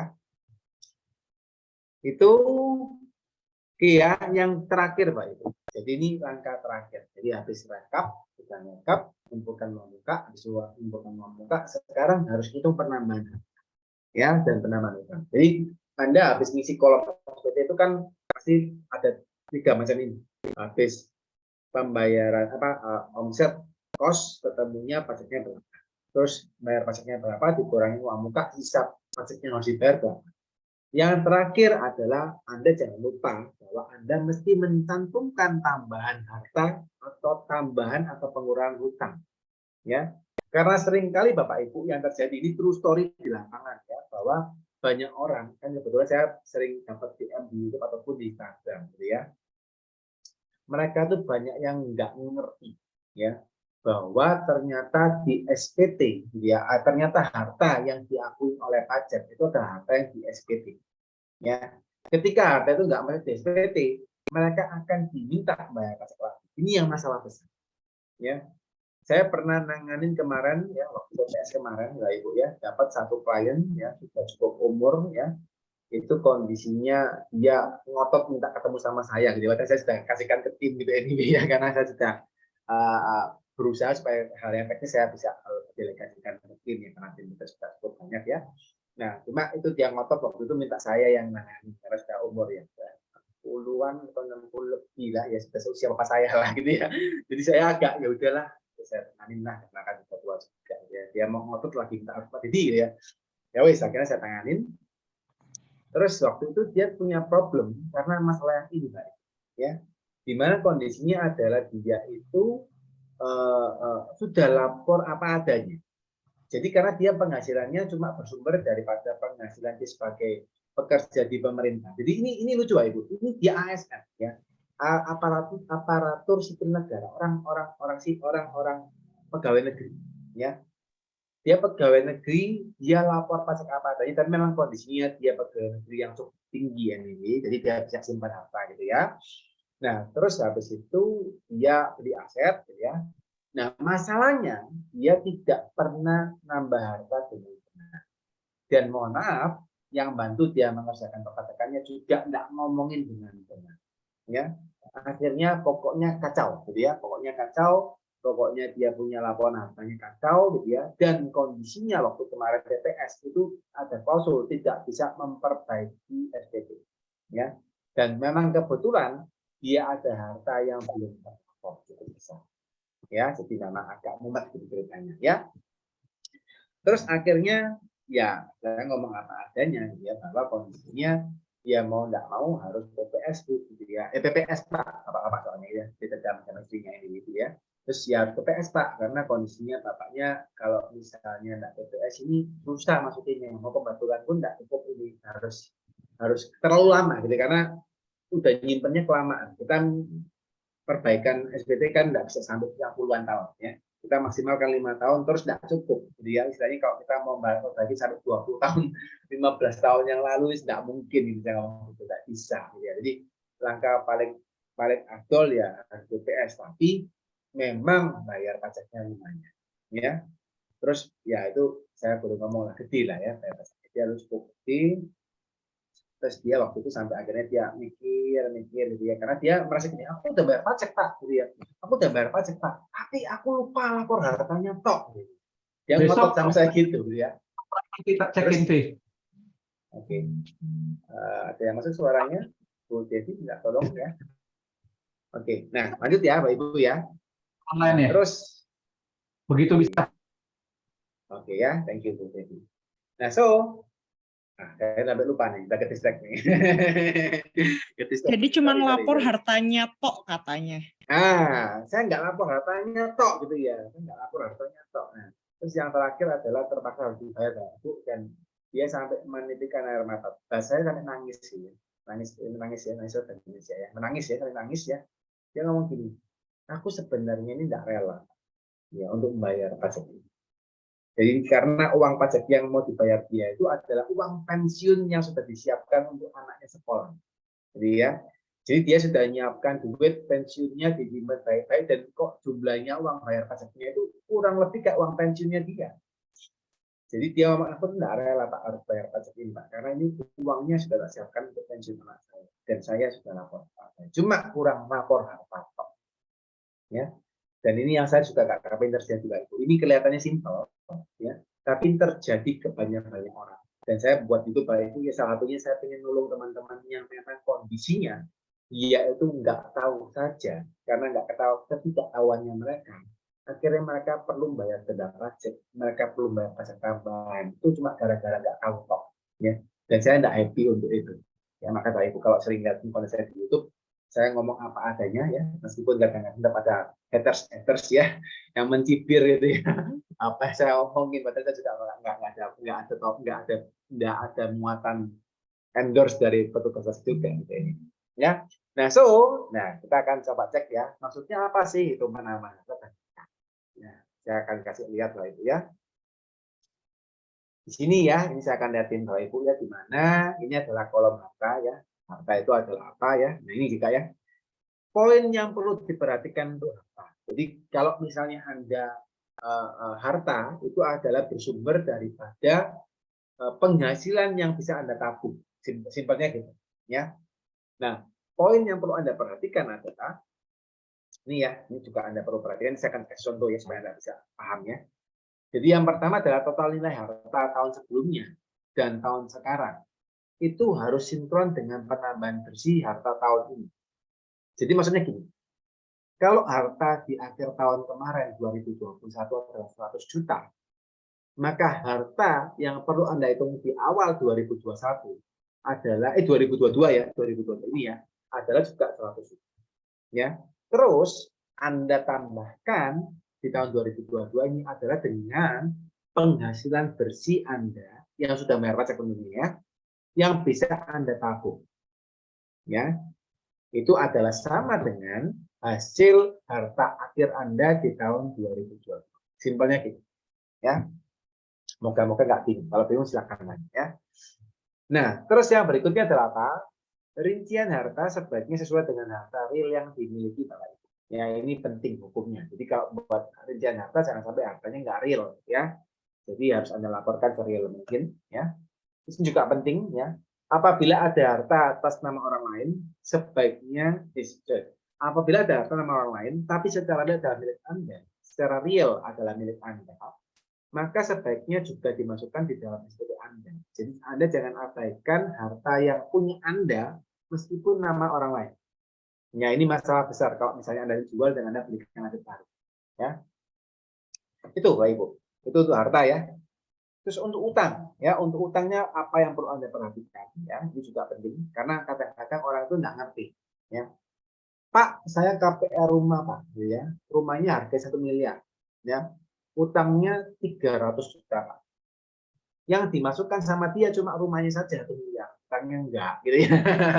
Padahal yang dimasukkan Bapak Ibu di dalam SPT Anda itu hartanya yang dimasukkan 1 miliar rumah ya 300 juta utangnya juga masukkan juga di tahap sana.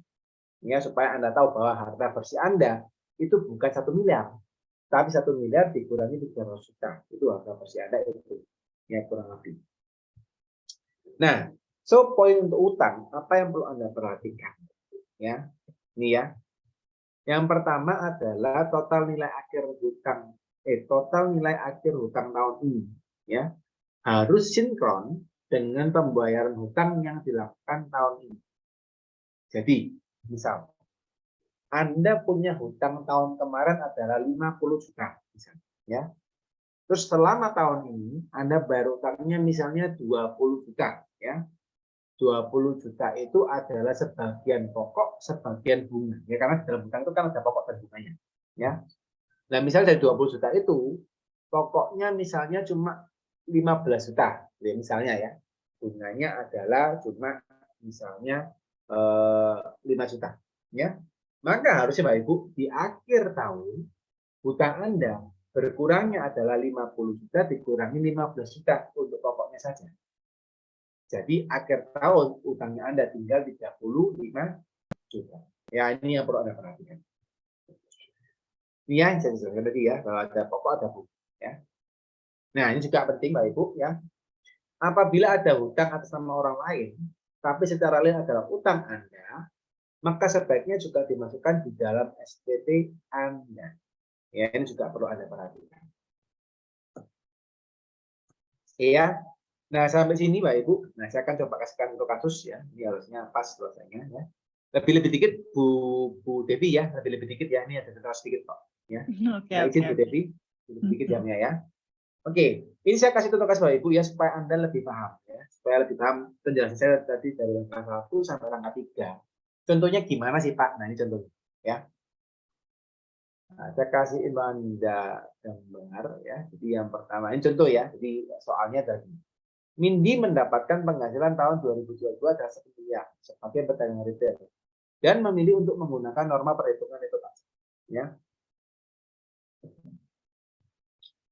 Norma yang ditentukan adalah 20% dianggap sebagai penghasilan neto. Ya.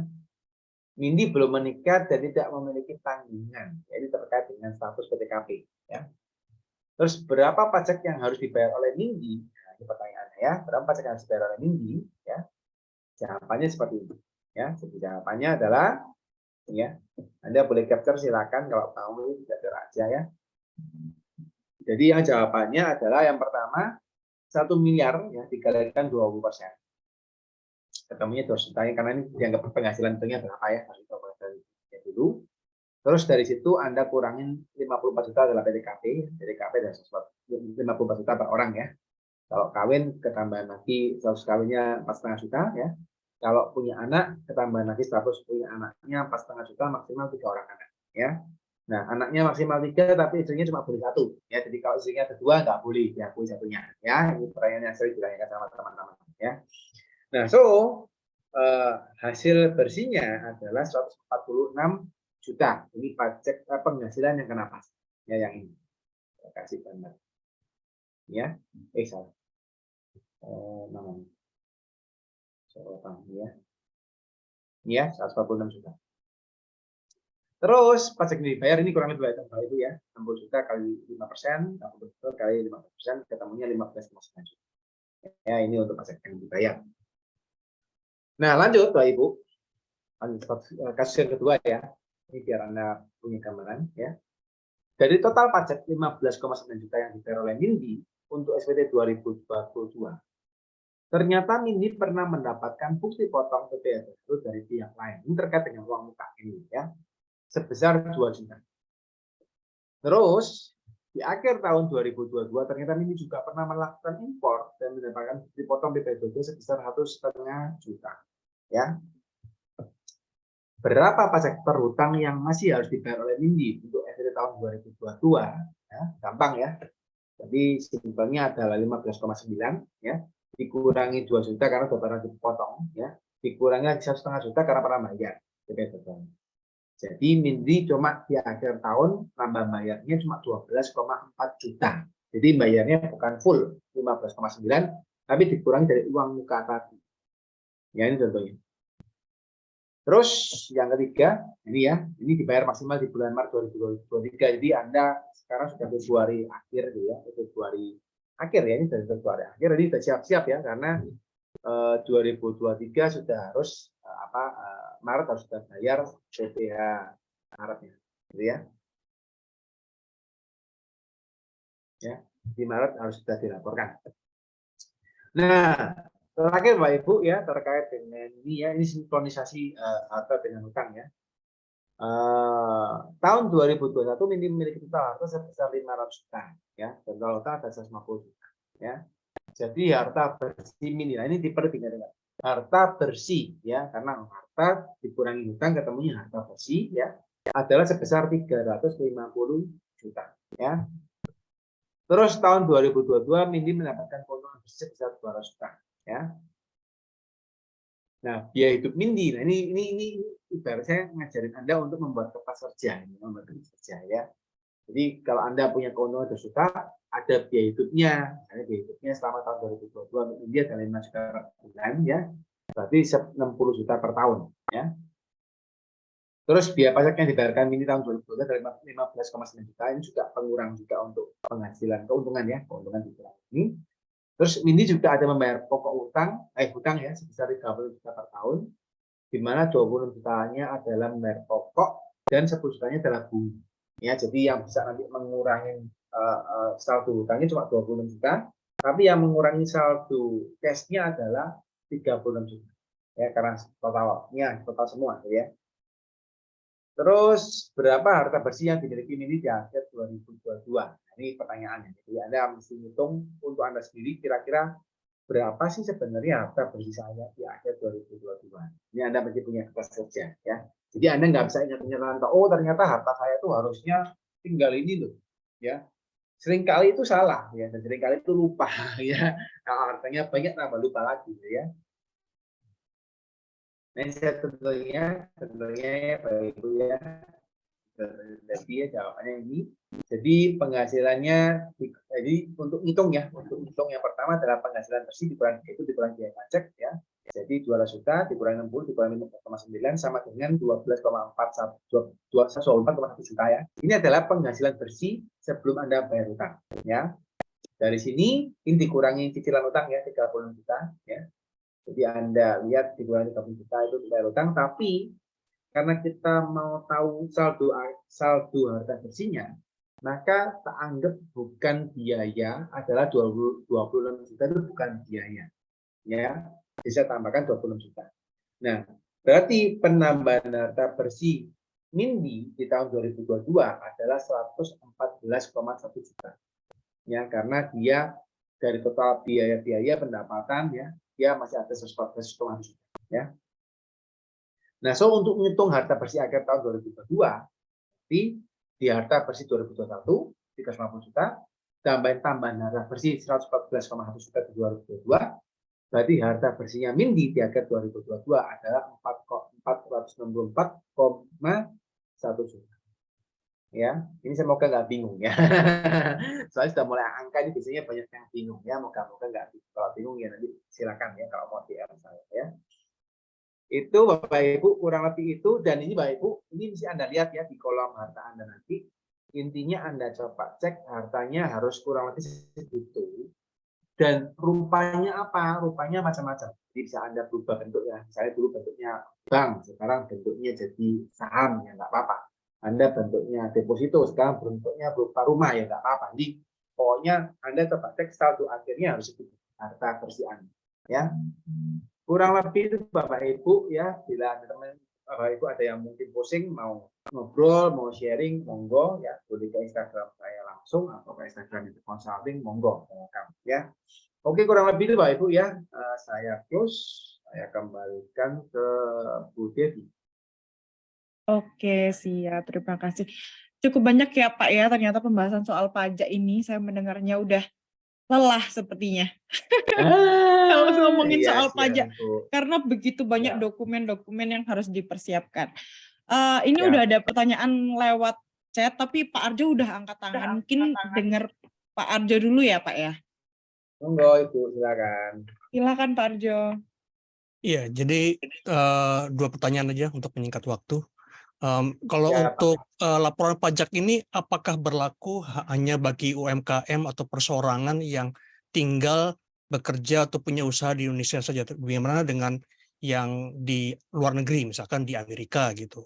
Nah, kalau yang di Amerika tuh saya lihat ada dua tipe. Satu yang memang uangnya tuh aslinya dari Amerika semua. Jadi misalkan awalnya ada orang Indonesia bekerja di restoran, kemudian keluar mendirikan restoran sendiri, dan semua uangnya itu dari Indonesia. Jadi selama ini pelaporan pajaknya hanya untuk pemerintah Amerika, tidak pernah di Indonesia. Ada juga yang tipe kedua, jadi bawa modal dari Indonesia, kemudian semacam kayak buka cabang lah di Amerika. Nah, apakah yang untuk pelaporan pajak ini hanya berlaku untuk yang kedua, yang membawa modal dari Indonesia? Apakah juga berlaku untuk yang pertama? Itu pertanyaan pertama. Kemudian untuk yang kedua, ini kan tadi kan uraiannya ini kan panjang satu dan ya sangat Pak. teknis ya. Pak Karena Ardo. adakah cara yang lebih sederhana gitu? Karena kalau di Amerika itu ada semacam software yang bisa untuk bahkan orang untuk yang awam, yang gaptek itu bisa mengerjakan tanpa harus secara manual hitung-hitung gitu. Apakah ada software yang bisa menyederhanakan, terutama dengan artificial intelligence ya, ada ChatGPT sekarang. Jadi tidak harus ketemu orang, tapi bisa simple gitu, cuma pakai komputer bisa dikerjakan. Itu sih ya. Terima kasih. Siap. Oke. Saya jawab dulu yang pertama ya Pak ya. Saya soalnya memori jangka pendek Pak kalau pertanyaan. Apalagi kalau nggak ditulis. Mohon maaf Pak, saya jawab dulu yang pertama ya Pak ya. Jadi yang pertama tadi itu kan terkait dengan orang yang di luar negeri ya. Yang di luar negeri kondisinya adalah apakah dia perlu lapor pajak atau enggak, nah pajak atau enggak, gitu ya. Simpelnya kan pertanyaan Pak Abdul itu ya Pak ya. Nah, apa namanya kalau terkait dengan yang di luar negeri Pak, kembali kepada kebutuhannya beliau. Jadi kalau memang kondisinya beliau akan tetap menjadi WNI Pak, dan kalau dia akan kembali ke Indonesia, maka saran saya tetap harus lapor. Lain cerita kalau memangnya dia sudah memutuskan menjadi WNA, sama sekali dia nggak mau kembali ke Indonesia, maka tidak perlu lapor. Itu Pak jawabannya nomor satu. Ya. Terus yang kedua terkait dengan artificial intelligence ya Pak ya. Mungkin itu juga banyak yang dikomplainkan oleh teman-teman, terutama yang sudah sering tinggal di luar negeri ya. Mereka akan membandingkan dengan Indonesia ya. Anyway ya itu yang terjadi Pak, yang sekarang lagi diperjuangkan oleh pemerintah. Ya saya nggak terlalu banyak yang ngomong karena saya juga bukan orang pemerintahan. Tapi yang saya lihat bahwa pemerintah juga lagi mengejar ke arah sana. Ya, ketika mengejar ke arah sana Pak, begitu semuanya sudah pakai AI ya, pakai ChatGPT gitu ya. Mungkin nggak tahu ChatGPT-nya bisa sampai keren gitu banget gitu ya. Bisa nyambung sampai ke AI perpajakan gitu ya, bisa searching juga orang-orang yang belum lapor pajak dengan benar. Wah itu ngeri juga tuh ya kalau sampai ChatGPT-nya jadi, terus habis itu digunakan sama orang pajaknya bisa nge-track gitu ya. Saya pengen tahu hartanya si X gitu ya. Jadi harta atas nama si X di mana aja, terus ChatGPT-nya masuk semua ke keuangan, semua data, wah itu langsung mati tuh kita yang belum lapor real masih ketahuan. Nah, belum lah Pak ya, kalau Indonesia ini masih jauh daripada itu ya. Nah, AI-nya juga belum yang gimana-gimana. Jadi ya kita harus bersyukur bahwa itu belum terjadi karena kita masih punya waktu berbenah ya. Tapi memang di lain sisi ya itu akan menyusahkan untuk kita untuk melaporkan pajak, nggak bisa sesimpel di negara luar ya. Cuma ya memang ya ada plus minus ya, mau nggak mau ya Anda mesti belajar. Jadi kalau memang untuk perpajakan itu Anda mesti belajar, dan memang itu kemarin sempat menjadi isu Pak ketika saya membuat video ya di YouTube karena banyak juga yang nggak paham. Untuk mendapatkan sesi pembelajaran pajak kan juga butuh waktu ya, dan bisa sebentar ya. Dan akhirnya memang kami sudah siapkan Pak materi ya di e-course. Kami buatkan e-course Pak. Jadi kami buatkan e-course namanya Mahir Pajak UMKM 21 hari. Jadi memang saya sendiri yang membawakan karena ada fenomena tadi ya, orang nggak paham untuk membuat laporan pajak. Akhirnya saya membuatkan e-course-nya ya. Saya membuatkan pelatihannya simple karena saya tipikal konsultan Pak. Tadi saya memang nggak suka bahasa yang terlalu teoritis ya. Saya senang yang praktis. Saya buatkan sesimpel mungkin, ya cuma ada kurang lebih 30-an video, satu video 10-an menit, 10 menitan lah kurang lebih ya. Dan itu kan kayak Anda nonton YouTube lah ya, itu kan juga kurang lebih 10 menit ya, video-video pendek. Kita buatin cuma kurang lebih 30-an video. Jadi kalau misalnya Anda mau rajin satu hari 2 video ya paling 15 hari selesai untuk Anda bisa mempelajari bahasa Indonesia. Itu sih kurang lebih Pak Arjo. Ya semoga menjawab ya Pak Arjo ya. Oke, sudah Pak Arjo? Aman ya? Iya, silakan. Terima kasih. Oke, selanjutnya Pak Yanto juga udah angkat tangan. Silakan Pak Yanto. Silakan Pak Yanto. Ya, saya sambil nyetir nih. Wih, mantap Pak. Hati-hati Pak di jalan Pak. Oh, mesti minggir dulu tuh Pak. Naik motor. Ya, Mantap. saya ingin tanyakan terutama mengenai hutang yang nomor 3 tuh Pak. Nah, jadi bagaimana Pak pengakuan hutang jika dilakukan untuk membeli aset? Di mana aset ini kan bertambah, tapi jangan lupa hutangnya itu kan pasti ada hutang pokok, ada hutang bunga. Benar. Nah, jadi yang diakui ini yang mana, yang hutang pokok saja atau hutang plus bunga, karena kaitannya dengan nilai aset tersebut. Karena kalau kita beli rumah 1 miliar, pinjamannya 1 miliar plus bunga 800 juta, tentu kan hutang kita jadi 1,8 miliar selama 15 tahun. Yes. Nah, yang jadi mana diakui yang adalah hutang pokok Pak. Oh, Yang pokok. diakui hutang pokok. Kalau yang di begini, SPT ya. Ya, Yang di SPT adalah hutang pokok. saya memang penasaran sekali bertahun-tahun hutang pokok ya. Tapi kan kita bayarnya itu kan hutang plus pokok plus bunga, Pak. Yes, tapi kan Anda bayar bunganya kan tidak langsung Pak. Anda bayarnya kan bunganya kan nyicil tiap bulan. Betul. Nah, jadi yang Anda akui di SPT kan sekarang pertanyaannya kan yang diakui di SPT kan apa? Yang gitu dong. Ya, betul. Yang diakui di SPT itu adalah hutang pokoknya saja. Oh, Gitu. oke. Jadi bunga tidak diakui ya, Pak? Bunga Tidak usah diakui, tidak usah dilaporkan. Lapor hutang di SPT. Tapi nanti waktu Anda ngitung kertas kerjanya SPT Anda, tadi saya jelaskan ya, ada pendapatan, ada biaya. Nah, biaya bunganya itu diinputkan di situ. Gitu. Oh, biaya bunganya bagaimana, Pak? Diapain, Pak? Biaya bunganya diinputkan di dalam kertas kerja SPT Anda, Pak, waktu ngitung biaya hidup Anda setiap tahun. Oh, begitu. Gitu. Biaya hidup. Iya. Nangkap ya, Pak? Nangkap. Ya. Baik, terima kasih, Pak. Sama-sama, Pak. Sama-sama. Wah, hati-hati. Aduh, saking ini ya, pengen mendengarkan ELC loh, sampai di jalan dibela-belain. Ya ampun, cuman saya khawatir itu, Pak. Sambil nyetir, sambil dengerin, keren, Pak. Ya, keren. Tapi hati-hati, Pak. Lebih baik minggir dulu. Ya ampun, saya sempat shock.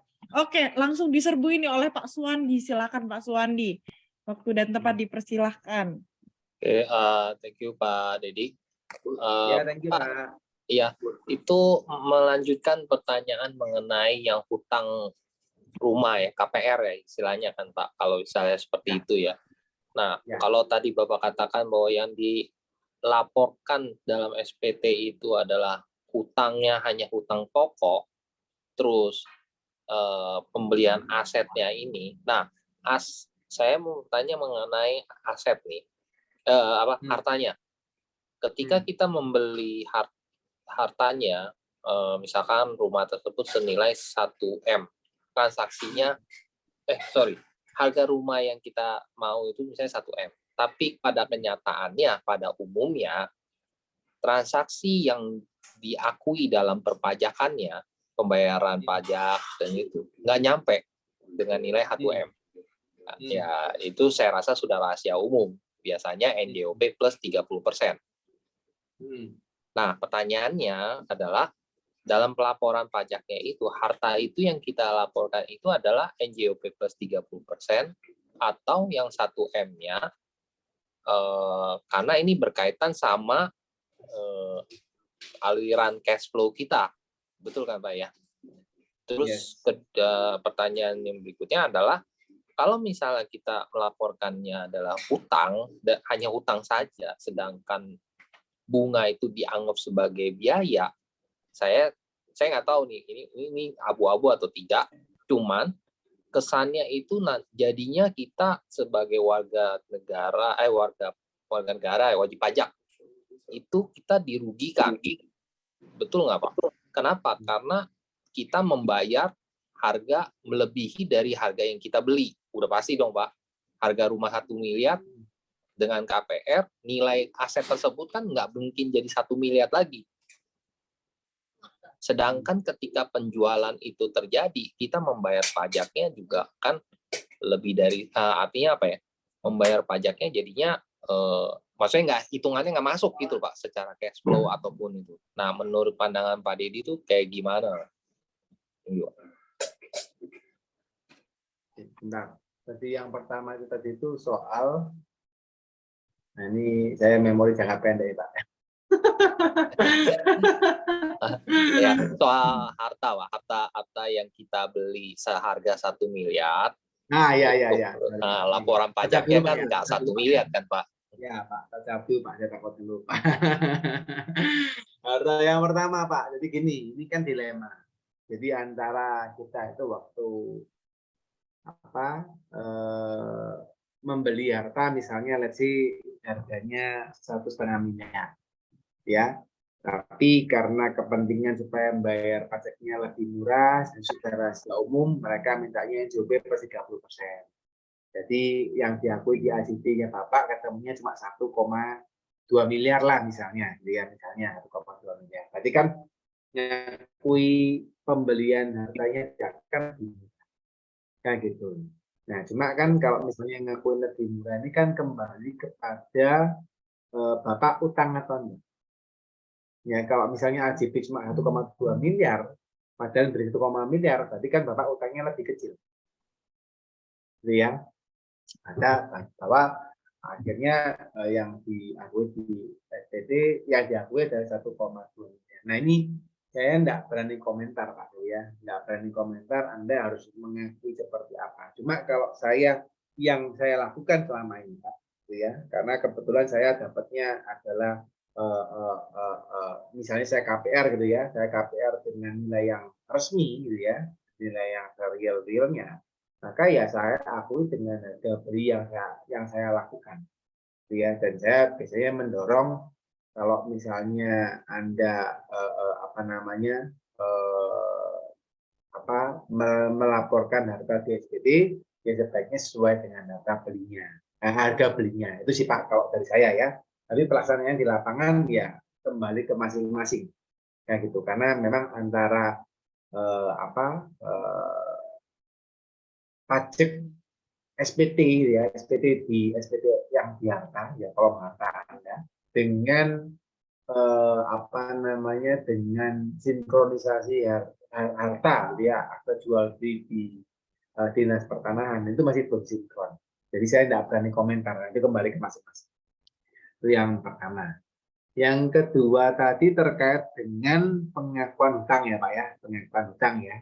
Jadi Bapak misalnya let's say Bapak beli harta 1 miliar terus hutangnya 1 miliar gitu ya. Terus kan kalau bayar rumah waktu KPR kan otomatis ada tambahan bunga sama bunga hutang gitu ya. Otomatis kan di akhir hari kalau bayarnya sampai lunas kan pasti harganya secara pengeluaran uang kan lebih dari 8 miliar. Maksudnya Bapak kan gitu ya. Nah, ini Bapak nggak usah pusing Pak. Karena gini, waktu Bapak mengakui harta Bapak beli rumah itu 1 miliar, itu kan dimasukkan di kolom SPT 1 miliar. Ya udah, Anda cuma tahu bahwa secara SPT, real Anda di SPT, harta Anda 1 miliar. Dalam perjalanan Pak, harga rumahnya kan ikut naik. Itu kan, 1 tahun berikutnya, 2 tahun berikutnya, 10 tahun berikutnya, kan 1 miliar ini berubah bentuk. Jadi harganya sudah 2 miliar. Nah, di dalam SPT-nya pun Pak, Bapak nggak perlu akui nambah. Tetap 1 miliar aja, nggak usah bingung. Gitu ya. Nah, ketika misalnya lewat 10 tahun, misalnya harganya naik dari 2,5 miliar, Pak. Dari 1 miliar menjadi 2,5 miliar, ya. Maka Anda tinggal laporkan penjualan. Memang ini akhirnya dibuat satu peraturan yang berbeda. Bahwa ketika Anda menjual rumah, menjual properti, itu pajaknya kan cuma 2,5%. Dan itu sifatnya final. Jadi beda dengan penghasilan kita yang normal tadi, yang 5% sampai 35% itu beda. Jadi ketika kita menjual properti, pajaknya kita cuma 2,5%, Pak, dan sifatnya final. Ya udah, jadi Bapak tinggal bayar aja 2,5%. Nah, tinggal keuntungan daripada 2,5 miliar ke 1 miliar, Pak, akuin aja langsung di FPT, dan itu free, Pak. Itu hitungannya sudah legal Anda lakukan. Jadi urusan dengan hutang nggak usah urusan, pokoknya ya Anda tetap bayar hutangnya meskipun secara nilai perolehan kan lebih gede ya, tapi itu nggak usah dipikirin, gitu sih. Nangkep ya Pak Sandi ya? Ya, thank you Pak. Sama-sama Pak.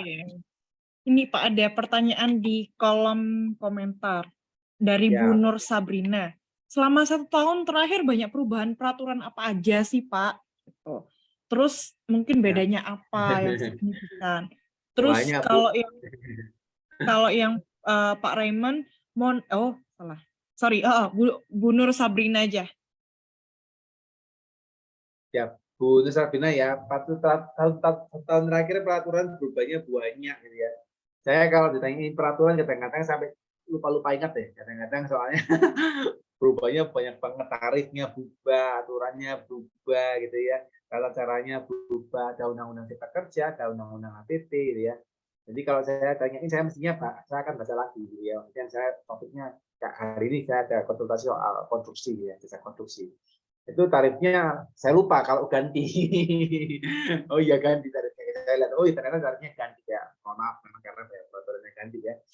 Jadi saya akan cek lagi kalau misalnya terkait dengan kasus yang spesifik. Tapi jujur aja tahun ini banyak tahun kemarin ya banyak perubahan peraturan, tahun ini juga akhir tahun kemarin juga ada beberapa peraturan yang baru yang muncul untuk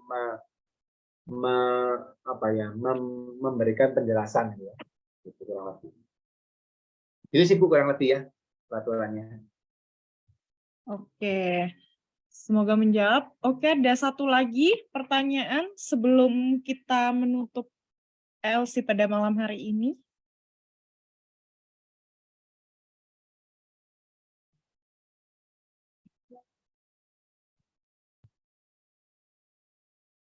Oh, sebenarnya oke.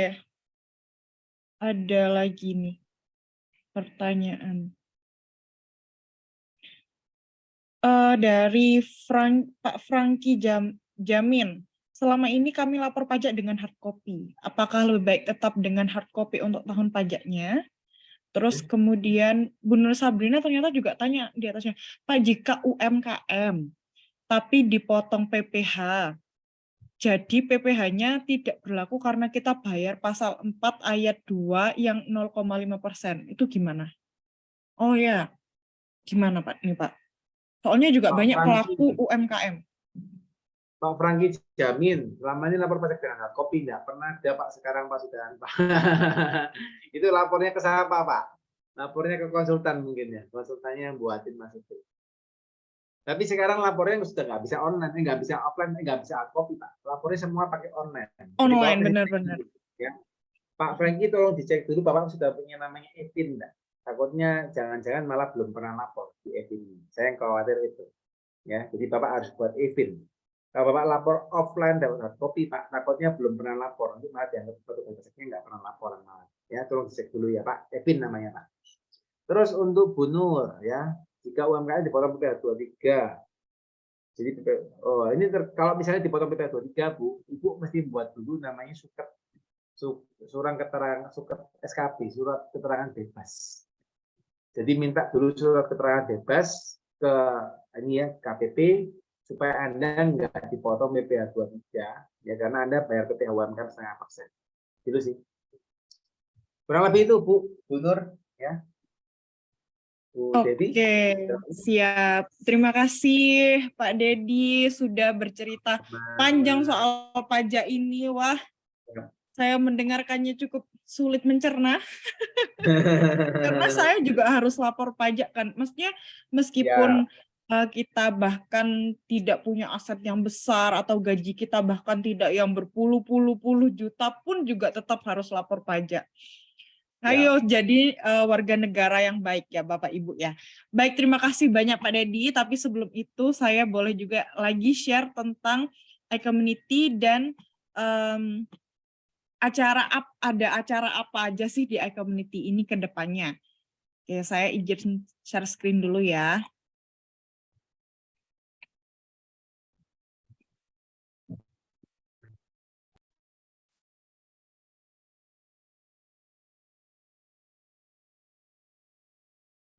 Oke, bagaimana jika ada cara yang murah dan mudah untuk mengembangkan network dan omset bisnis Anda? Pernahkah Anda mengalami masalah berikut, misalnya tidak memiliki network yang tepat, kesulitan dalam mencari relasi bisnis, kehabisan daftar nama dalam memperkenalkan bisnis dan produk Anda, tidak tahu cara memulai komunikasi dengan pebisnis dan profesional, bingung cara mengembangkan bisnis ke seluruh Indonesia itu gimana? Nah, kalau Anda merasakan masalah berikut sebenarnya nggak perlu khawatir ya, karena hal ini terjadi pada sebagian besar pebisnis. Misalnya Bapak Ibu udah merasa, wah padahal saya udah ikut seminar nih, workshop, dan berbagai macam event, tapi kok masih gitu-gitu aja sih? Nah, mungkin Bapak Ibu harus mencoba cara yang satu ini, yaitu bersama iCommunity, kolaborasi berbagi relasi untuk memperbesar rezeki. Nah, jadi kami adalah sebuah komunitas, platform komunitas, tempat para pebisnis berinteraksi dan berkolaborasi bagi kemajuan bisnis bersama. Ada beberapa alasan loh Bapak Ibu, kenapa kok perlu sih join our community. Yang pertama, yaitu valuable community-nya, yaitu yang pertama ada akses networking, akses learning, juga akses contributing. Yang kedua ada quality leads, yaitu leads to customer baru, leads to reseller baru, dan juga customer retention. Nah juga ini yang banyak disukai sama Bapak Ibu ya, karena benefitnya adalah salah satunya low cost, yaitu nggak perlu biaya iklan, word of mouth, dan konten freemium untuk upgrade skill. Nggak perlu biaya iklan, tapi malah kadang usaha Bapak Ibu yang bisa kami iklankan lewat Videotron. Nah jadi bakal banyak banget kesempatan untuk jadi member kita itu banyak banget benefitnya. Nah, tadi salah satu benefit dari member juga ada akses learning-nya, karena kami punya berbagai macam program Bapak Ibu. Yang pertama ada iCommunity Level Up Club, seperti malam hari ini, kita tiap minggunya di hari Kamis dan di jam yang sama selalu ada webinar tentang berbagai macam informasi dan tema yang berbeda-beda. Bisa tentang bisnis, bisa tentang keuangan, bisa tentang pajak, bisa tentang asuransi, dan lain sebagainya. Yang kedua ada iCommunity Business Matching, yaitu sebuah event bisnis meeting yang rutin untuk saling mengenal bisnis antar sesama anggota. Nah biasanya kalau forum besar gitu kan, kalau ngobrol agak kesusahan ya, tapi kalau kami ada menyediakan IBM atau iCommunity Business Matching ini. Nah, yang ketiga ada iCommunity one-on-one meeting, yaitu meeting untuk sesama anggota tapi lebih spesifikasi dalam penjajakan kolaborasi. Nah, yang keempat ada iCommunity River a Business, yang kelima ada iCommunity Company Visit, dan yang keenam ada iCommunity Business Summit, kayak gitu.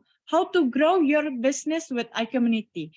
Jadi pertamanya biasanya kita ketemu nih di ILC kayak malam hari ini. Terus kemudian, wah saya pengen lebih kenal sama Bapak ABC misalnya. Nah, kita ketemu di iCommunity Business Matching dengan forum yang lebih kecil untuk memang mengetahui bisnis apa yang Bapak Ibu miliki dan bisa nggak nih dikolapskan. Yang kemudian ke iCommunity one-on-one meeting. Selanjutnya ke iCommunity River a Business. Begitulah ada profitnya.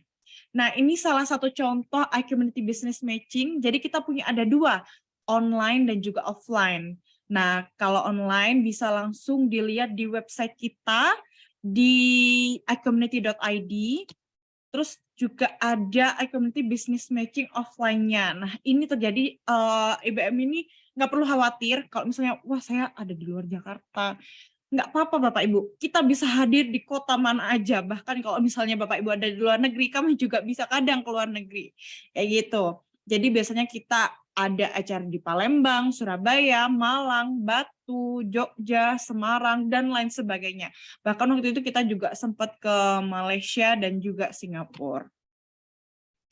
Nah, Bapak Ibu udah follow belum Instagramnya iCommunity? Kalau belum, ayo follow karena Instagramnya kita ini tempat kita tahu wah di iCommunity ini ada info tentang apa sih kayak gitu. Kedepannya nih ada ELC tentang apa, event apa kayak gitu. Jadi jelas semua kalau di media sosial kita pasti di sana jelas banget ada event apa, acaranya apa kayak gitu dan Bapak Ibu dijamin nggak ketinggalan.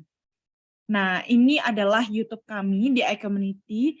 Buat apa sih YouTube-nya ini? YouTube-nya ini adalah, jadi kalau misalnya Bapak Ibu ketinggalan tadi, nyampainya setengah-setengah, waduh tadi Pak Dedi jelasin apa ya. Nah, langsung aja besok ketemu di YouTube kami iCommunity, langsung lihat lagi ELC bersama Pak Dedi.